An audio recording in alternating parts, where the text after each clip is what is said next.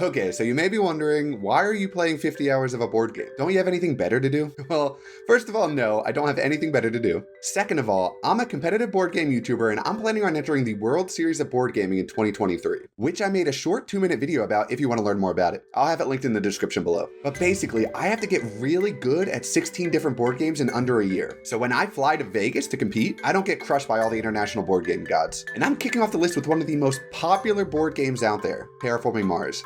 And I'll be training for over 50 hours of actual gameplay, not including all the research I'm going to do outside of the game. I'll be gobbling up as much Terraforming Mars content as possible to get good at this game. And at the end of all this training, I'm going to test my skills against one of the greatest players in the community, Mars Expert. Will I rise to the occasion and defeat one of the community's best players? Or will I get crushed under the weight of this beefy, high skill ceiling board game masterpiece? Guess you'll just have to watch and find out.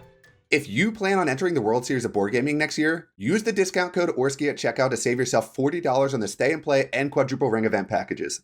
So what is Terraforming Mars? Don't worry, if you've never played it before, I'm going to explain the general premise right now. It's the year 2400. Meta has finally figured out how to add legs to their avatars, and Elon Musk's son, X-812, just launched Twitter too, where you can pay $100 a month to get access to other users' private DMs. The world is in absolute chaos and trying to escape the hellscape we've created for ourselves. So we turn our attention to the stars, Mars to be specific. We play as giant corporations sponsored by the world government of Earth to initiate huge projects to raise the temperature, the oxygen level, and the ocean coverage of Mars until the environment is habitable. Players compete for victory points that are awarded not only for their contribution to the terraforming effort, but also for advancing human infrastructure throughout the solar system and doing other commendable things. Play will continue through 3 main phases. First, we have the research phase, the phase where you can acquire new cards to play. You draw a hand of 4 cards, keep 1, and pass the rest to the next player. After that cycle has been repeated 3 times, you can buy any of the 4 cards you've drafted. Second, we have the action phase. This is where the real meat of the game is. Players take turns doing 1 or 2 actions from these options: paying to play a card from their hand, claiming a milestone, which is a 5-point reward for being the first to accomplish one of these goals, funding an award, which is a 5-point reward for whoever's leading in the stated objective at the end of the game, using one of these standard projects, converting 8 plant resources into a greenery tile and thus raising the oxygen level, converting 8 heat resources into a temperature raise, or using the action of one of your cards in play. These turns continue around the table, sometimes for several laps, until all players pass their turn. Lastly, we have the production phase, where players will get resources according to their terraforming rating and different production parameters. When the 3 global parameters, temperature, oxygen, and oceans, have all reached their goal, the terraforming is complete and the game ends after that generation. After that, players will add up their terraforming rating and all of their other victory point sources to determine who wins the game. This is just a general overview of the game. Don't worry if you don't completely understand it, because I'll be explaining more things as we go through the video. So I'm basically brand new to Terraforming Mars, and after watching a few board game tutorials, I decided to do what most new players to a game will do: battle against the bots on the easiest difficulty. Looking at the World Series of Board Gaming website, it looks like play will continue with the Terraforming Mars base game and the Prelude expansion, so those are the settings I'm going to pick. Preludes are just extra cards you get at the beginning to try and speed up the game. They'll give you a nice little chunk of extra resources depending on which cards you get. So in playing against the bots, I familiarized myself with the somewhat busy user interface, learned the ins and outs of all the different cards, and started to develop some simple strategies. I even figured out how to stop the game board from jiggling around nonstop. Stop jiggling, please. Anyway, as I was grinding out games against the bots, I realized there were a lot of cards I wasn't seeing in my games. A lot of really cool, exciting cards. And that's when I realized that the corporate era cards are a thing, and that they add a lot of interesting cards into the mix. And I haven't been playing with them at all in all of my practice games. It didn't explicitly say on the website that the corporate era cards would be used in the tournament, so of course I had to email them and confirm that they would be. And great, it looks like I'll have to play even more bot games to learn all of these other crazy cards and combos. Anyway, after I got all that sorted out and I was playing with the proper settings, let's just say my confidence got a little out of control while playing against the bots. I moved up to the hardest difficulty pretty quickly and I just kept winning. It really wasn't hard, and I wasn't sure if I was just a Terraforming Mars savant or if the bots were just super easy. Everything I tried, no matter how crazy the strategy, it just worked. There was even a game where I just started printing out cities as Tharsis and just dominated the surface of Mars. I was riding out in the clouds. I didn't think anything could stop me, and I would roll through the World Series of Board Gaming and win every single Terraforming Mars game there. But man, I didn't realize how wrong I was. My next step in this journey was to start playing human players, and I was about to get punched in the mouth. Strategies that worked against the bots just weren't getting the job done anymore. I got beat down game after game with no end in sight. There was even one game where I thought to myself, I have both Big Asteroid and Deimos down in my hand. I'll just try and set myself up to finish the game super quickly and rely on my terraforming rating to win at the end. Unfortunately, everyone else in the game decided to just hang out, not terraform the game at all, and build up their engines. So even though I tried my hardest to terraforming Mars as quickly as I could, the game stretched out forever. Freaking Helion, who had like 1 million heat production, decided to just use it all for cash, and I had to watch as everyone else's engines grinded me down into a paste. They were even nice enough to box in my first greenery and steal both of my titanium and my aluminum production. I had to take a break after that game. I was tilted out of my mind. Another issue I ran into while practicing was that the game decided I had way too much time on my hands, and they should just decrease it to keep me on my toes. I would finish my term and the timer would just keep ticking down. It's incredibly frustrating. I would just have to quit and rejoin games over and over again to get around it, and meanwhile my timer keeps ticking down. I'm new to the game. It takes me a long time to play. So if my timer is being artificially limited, it's gonna hurt me a lot because then I have to rush through my decision making. So between my already kind of poor decision making and my artificial time crunch, I just hit a wall. I was not improving as quickly as I needed to get good at this game in 50 hours. So I reached out to an expert to help me figure out where I was going wrong. That expert? Mars Expert, of course, a terraforming YouTuber that publishes a ton of helpful content for learning the game. I've been watching his YouTube videos this entire time. His channel will be linked in the description, and you should definitely check it out after this video. He sat down with me and gave me a ton of actionable advice on different strategies that really helped cement some of the concepts I hadn't quite figured out yet. Here are some clips, for example. After a while, people noticed if my opponents both go, if let's say we're playing a 3-player game, my opponents both go for a heavy investment into the economy in the start of the game. What happens if I push the terraforming parameters, so temperature, oxygen, and oceans really fast? Terraform the game so fast that they can't catch up. And that's why people started like focusing on plant production in the early game, and then cards like these here that just immediately give you temperature steps, oceans, or plant production. These are really good, and the meta right now is really, really fast. So the top players love to play, for example, this corporation here, Ecoline. It starts with only 36 cash, which is like abysmal in comparison to example Terractor, which has 60 cash.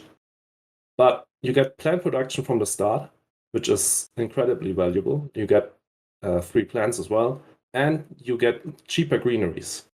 People love that. Greeneries are really, really powerful because a greenery in and of itself gives you 1 point at the end of the game, then also 1 point because you increase the oxygen level.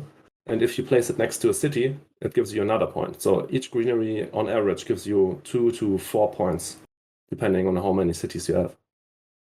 And yeah, that's basically the meta right now. You try to rush the terraforming tracks as fast as possible. You pick up only the cards you really, really need, and that's it. He also sat down and played a game with me and really walked me through A, the mistakes I was making, and B, the strategies we had just talked about. Between that and the educational session, it helped me improve so much faster than I would have on my own. And also, which is something which is important, you don't need to use all of your money all the time. If you don't have a good card on hand that you want to play, just save the cash and see if you can draw a better one next gen, the next draft. Oh, yeah. I never think about the SPs. That's the SP asteroid for the bonus step that gives you heat prod probably isn't that great, but on the temperature track, there's a bonus step that gives you free ocean, and that one is really, really strong because an ocean standard project costs 18 cash.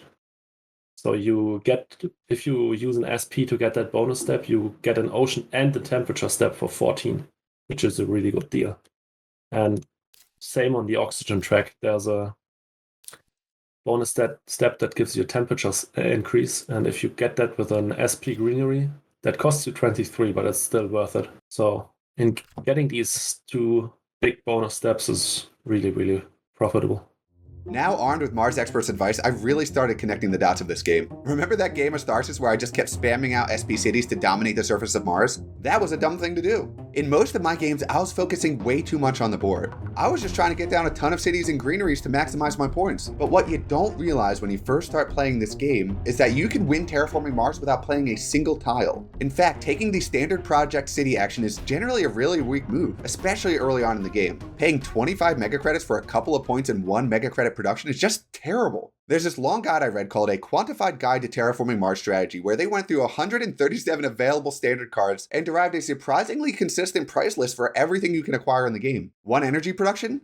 That'll run you about 7 mega credits. 1 ocean tile? That's 14 mega credits. Here's all of the values if you're curious. So if 1 victory point costs in general about 5 mega credits, and 1 mega credit income also costs about 5 mega credits as well, since a city is worth 1 point for each greenery adjacent to it, you would need to put it next to 4 greeneries in order to get the appropriate investment back. Long story short, SP cities are incredibly action inefficient, and I was spamming it out like a madman in some of my games. But that's not the only thing I learned. Let's talk about milestones. Milestones are incredibly important in Terraforming Mars. They're the things I talked about earlier. You can pay 8 mega credits once you meet the requirements, and in exchange, you'll get 5 victory points. So for example, in order to claim the planner milestone, you have to have 16 cards in your hand. Remember how we established that the value of 1 victory point costs 5 mega credits? With that in mind, you probably realize what an insane bargain a milestone is. You're paying 8 mega credits for 5 victory points. That's 1.6 mega credits per victory point. Not only that, but when you claim one of the 3 milestones that can be claimed per game, you're denying those points to an opponent, which is effectively a 10-point swing. So the lesson I learned is that you always need to plan around to getting at least 1 milestone in the early game. And I learned this lesson the hard way. I was playing a game as Healy and I was trying to rush the game by terraforming Mars as quickly as possible. I had already claimed the builder milestone and I had a terraforming rating of 35 to claim the terraformer milestone.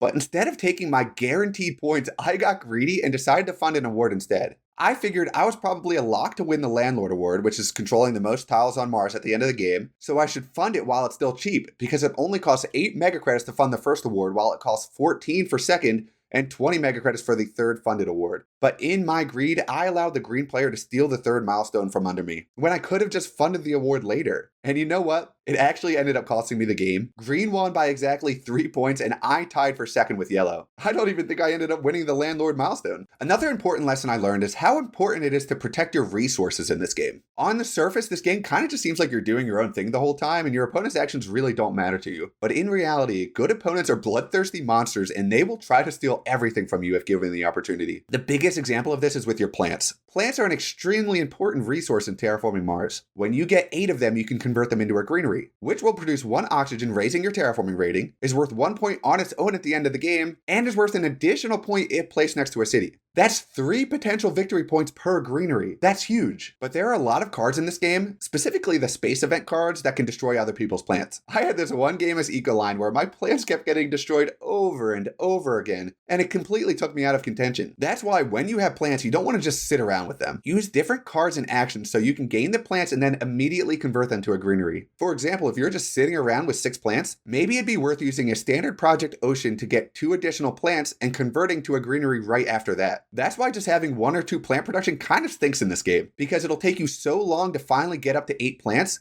and when you do actually get close to getting your greenery, they can just be destroyed by somebody else. The same thing goes with energy production. Try to gain the energy and spend it on a different card right away, because there are cards in this game like Energy Tapping and Power Supply Consortium that can take that energy away from you. Trust me, the 1 extra heat production you have by gaining the energy earlier isn't worth the risk. And your opponents aren't just incentivized to mess with you in the resource department alone. They're also highly incentivized to mess with your tile placement game as well. Well, there was that one game I already talked about where they trapped my greenery, forcing me to play my future greeneries suboptimally for the rest of the game. Because remember, you have to place your future greeneries connected to your already placed tiles. But I also had a different game where people were going crazy blocking each other as well. Green puts down an early greenery, Purple decides to put down an early standard project city to take away the point and force the green player to place future greeneries next to their city. I also decided to play a cheeky little eco zone next to Purple City to deny them a future greenery spot, and Blue decided to place an industrial center to steal a sick greenery spot from Purple worth 4 mega credits because you get 2 mega credits per adjacent ocean and worth 2 plants. These kind of small offensive tile placements come up all the time in regular play, and it's something that the bots really don't do at all. And it took me a lot of getting used to start planning around. For example, if I had the option to place place a second city, I'd want to place it so that I could get double points out of greeneries placed between them, remembering that a city is worth an extra point for each adjacent greenery. The only issue with that is that it opens up the opportunity for your opponents to place a tile and deny you those points. So in some scenarios, it might be worth saving that city until you can also immediately place a greenery between them. I also had a hard time figuring out which cards were insanely powerful compared to other cards. Sure, I had a general idea, but there were a lot of fringe examples where I wasn't sure if it was worth the price. For example, when I first started playing, I thought Security Fleet was a great card. It allowed you to spend 1 titanium to add 1 fighter resource to the card, and each one of those fighter resources was worth 1 victory point in the endgame. That's 1 victory point per turn as long as you have a little bit of titanium income. But then I received some advice. If you're not sure how good a card is, look up its card of the day post on Reddit. Turns out that Security Fleet is considered a noob trap card that is really quite bad. Titanium is a highly valuable resource that can be converted into 3 mega credits for space cards, and there are dozens of better cards to spend it on rather than using it as a slow drip of points throughout the game. In fact, according to the Quantified Guide, it requires 5 usages just to break even. There were a ton of cards in this game that are either over or undervalued, and the card of the day post really helped cement those tiers for me. Arctic Algae, a rather unassuming card on the surface, is actually an S tier card that is almost always worth playing because of how cheap it is for how many plants it nets you in return. So I continue to grind out games, watch Terraforming Mars YouTube videos, look up the cards of the day, and read guides. I was well into my 50 hours of gameplay at this point, and I started having a lot more success. I won game after game, and I really started to get experience at some of the more overpowered combinations in the game. Like this one game where I was able to play Decomposers and Ecological Zone together. Decomposers allowing you to gain 1/3 of a victory point every time you play a plant, microbe, or animal tag, and Ecological Zone giving you a half of a victory point every time you play a plant tag or an animal tag. So I just spammed out plant and animal tags. Eventually I got down insects as well, which gives 1 plant production per each plant tag you have. I ended up with 12 plant production and 36 extra victory points, resulting in an absolute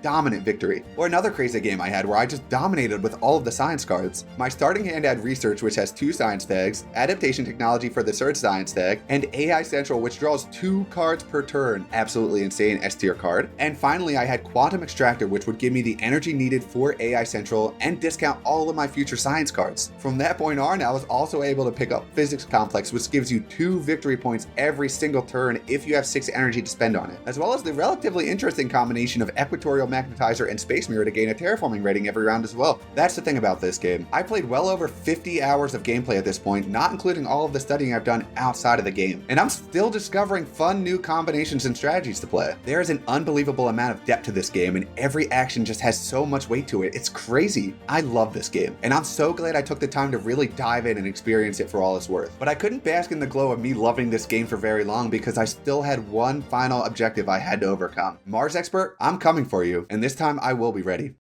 And so the final game of our journey begins. So the first decision I'm faced with is whether or not I want to play Saturn Systems or Helion. Saturn Systems starts you out with 42 mega credits and 1 titanium production, and gives you a little bonus mega credit production if you can play some Jovian tags. Helion, on the other hand, starts you out with 42 mega credits and 3 heat production. And it has a nice effect where you can use heat as mega credits. If I have a lot of good space and Jovian tags, maybe I'll go for Saturn Systems. If I have a lot of cards that help me rush the game and terraform Mars as quickly as possible, then possibly I'll go Helion. We'll have to see what our next cards are.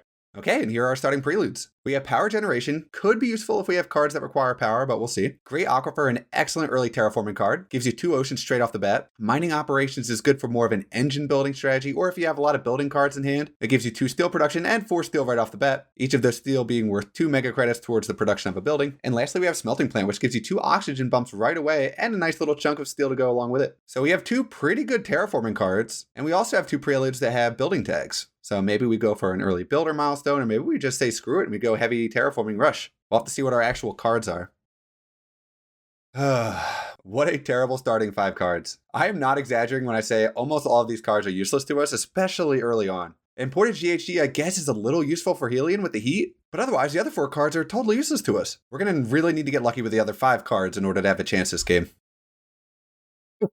And 4 more terrible cards. Restricted Area isn't bad. We will be picking that up, but otherwise, like, what would you do with these cards? Every single one of them is terrible. At this point, I realize we're just gonna have to draw a bunch of cards and try to pick up something to make our strategy work here. If we go for the double ocean prelude, at least we can draw 2 cards with the ocean, and then we can use Restricted Area to draw more cards. This starting hand is doing us no favors though, and we'll have to see if we can piece together something on the fly. So my final picks are Helion. Hopefully I can rush the game, we'll see. I pick up Great Aquifer, hopefully so I can draw more cards with the placement bonus, and Smelting Plant. If I'm going to go for a terraforming strategy, I might also get the 2 oxygen bumps. I grab imported GHC because at least it has a little bit of synergy with Helion, and I grab restricted area as well to draw some cards. We're starting out with 2 cards here, so we're going to need to get lucky if we're going to have anything to do. Red starts out with Allied Bank for a ton of mega credit production early on. And they also get Galilean mining as well, so they get extra titanium production. They're clearly going for a heavy engine building strategy, which is not great since we're going for a rush strategy, but maybe Mars Expert will go for a terraforming strategy as well, so we can rush this game. But Mars Expert ends up getting early settlement for a free city, and they're playing Tharsis, who already gets a free city. So they're going to start out with 2 cities, well on their way to getting the city milestone, and they end up taking the ocean for the 2 cards that we desperately needed. What a terrible start for us. After we put down our preludes, Mars Expert ends up putting their second free city in the other high tier city spot. We ended up using one of our oceans to grab the single card draw. And from here, we just play restricted area, start drawing cards. We deny Mars Expert one of his high yield spots. But overall, very weak start. We end up playing imported GHG to get our heat production going, and then we pass the rest of the round. We do end up picking up Demios down in the draft, which is an excellent terraforming card. And we get nitrate reducing bacteria as well, which can also help with the terraforming effort. Otherwise, those are the only 2 cards I get. Mars Expert, the blue player, just ends up passing this round. They have 14 cards in hand and they just want to pick up the planner milestone, so I doubt they'll be playing anything until after they get up to 16 cards. Nothing else too notable happens this round. I end up drawing a card and drawing into Optimal Arrow Breaking, which refunds you 3 mega credits and 3 heat every time you play a space event card, which is especially relevant to me because I'm going to rush the game with a bunch of space events. Otherwise, we move on to the next generation. This round of the draft, we end up picking up Media Group, which gives another 3 mega credit refund on events, which is huge considering we already have Optimal Arrow Breaking. And we also get Arrow Break to Ammonia as well, which gives some heat and plant production. Normally, this is a terrible card, but considering that I get 6 mega credits and 3 heat every time I play a space event card, I think it actually becomes worth it here. And don't worry, I get approval from the boss as well. Normally, that card is so unbelievably bad, but you have nitrate reducing bacteria and your Helion, and you have media plus optimal arrow breaking. So I guess in that case, even that card is good. And unluckily for me, now that Mars Expert was able to claim the planner milestone, he ends up playing Earth Catapult, which gives him a 2 mega credit discount on every card he plays for the rest of the game. Super S tier card, super good, and Mars Expert's great start just got even better. And of course, he picked up Inventor's Guild as well, so he has a consistent source of card draw throughout the game to go with that excellent engine. This round, we end up just playing Optimal Arrow Breaking and Media Group so we can get all those juicy discounts on events. And then we play Arrow Break Ammonia as well, giving ourselves some heat, some plant production, and a couple of microbes to put on our nitrate reducing bacteria. And this round, we end up getting heat trappers and carbonate processing. And without spoiling anything, this will be my first major mistake of the game. You'll see why in a minute. So this generation, Mars Expert gets down Space Station to get a 2 mega credit discount on each space card they play. Then they play Indentured Workers to get a discount on the next card they play, which ends up being Fovo Space Haven to get some titanium production, and the 3rd city they need to get the Mayor milestone. First up for this generation, I draw a card and I end up picking Pets, which gives you a victory point for every 2 cities that are played after it. And then this happened. I'll just let the seed play out for itself. So I do think we just bite the bullet here and get a little bit more heat production for ourselves. Wait, is that not optional? Whoa, whoa, whoa, whoa. Usually when you take out plants, I've made a fatal error. Really? What did you do? You have to heat trapper someone? I thought it was like the plants where you can just pick nobody. No, whenever you decrease heat production, you have to hit someone. But did you play it without knowing it? You could have backed out and then the card got cancelled. Yeah. Oh, I didn't notice that. Yeah, I didn't know that was a thing. Yeah, that's now pretty bad. Oh yeah. Well, total waste of resources. Yeah. It happens. You can only choose to not hit someone if you decrease actual resources. If you decrease production, you have to hit someone. Oh, okay.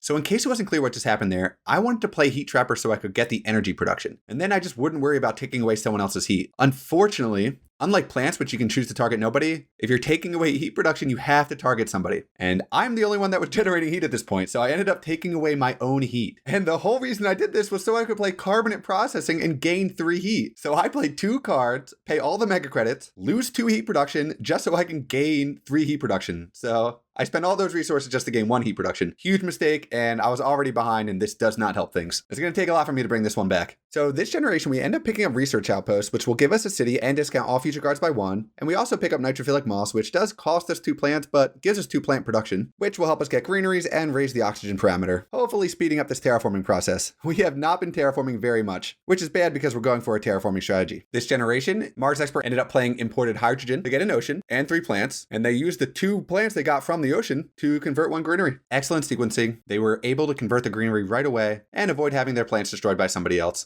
They also ended up picking the Mayor milestone this round, which they had technically last round. So that's 2 milestones for Mars Expert, and they have a great engine humming. We ended up playing Research Outpost to get ourselves a city and discount future cards by 1 mega credit. We place it in a spot to get a free card draw, and fortunately, we ended up getting a very high tier card. We draw AI Central, one of the best cards in the game, letting you draw 2 cards every single round. Of course, we don't have the energy needed to play it yet, but at least we have the science tags. Unfortunately, this is also the moment I realized we're probably not getting a milestone this game because red is at 7 building tags. So we're going to have to win this one without any milestones. Even harder. As the game went on, Mars Expert just kept extending his lead. He used that insane engine he had and played all the right cards to just keep me away from him. My terraforming strategy wasn't happening fast enough, and I really tried to slow him down.